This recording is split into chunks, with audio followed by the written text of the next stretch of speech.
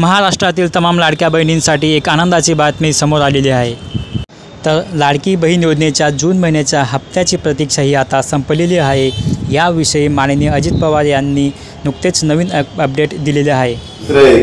आजच मुख्यमंत्र्यांनी सूचना केलेली होती। आज जवळपास 3600 कोटी रुपये आमच्या लाडक्या बहिणींच्या करता या महिन्याचे आम्ही डीबीटीवर पाठवलेले आहेत। उद्या त्यांच्या अकाउंटला ते पैसे मिळतील आणि तोही एक महत्त्वाचा निर्णय आज झालेला आहे। तर दिलेल्या माहितीनुसार लाडकी बहीण योजनेअंतर्गत जून महिन्याचे पैसे देण्यासाठी राज्य सरकारने 3600 कोटी रुपये वर्ग केले आहेत।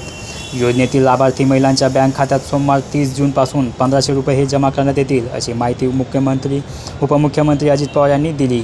राज्य सरकारकडून दर महिन्याला 2,46,00,000 महिलांच्या खात्यात प्रत्येकी 1500 रुपये जमा करण्यात येतात। मात्र सरकारच्या तिजोरीत खडखडाट असल्याने जून महिन्याचे पैसे अद्याप जमा केले नव्हते।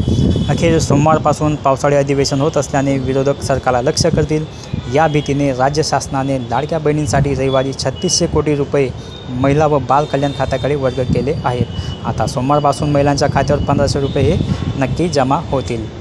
तर लाडकी बहीण योजनेसंदर्भातील असेच नवनवीन अपडेट जाणून घ्यायचे असतील तर चॅनलवर नवीन असाल तर चॅनलला सबस्क्राईब करा, लाईक करा आणि शेअर करा। भेटूया अशाच पुढच्या महत्त्वपूर्ण अपडेट घेऊन, तोपर्यंत काळजी घ्या। धन्यवाद।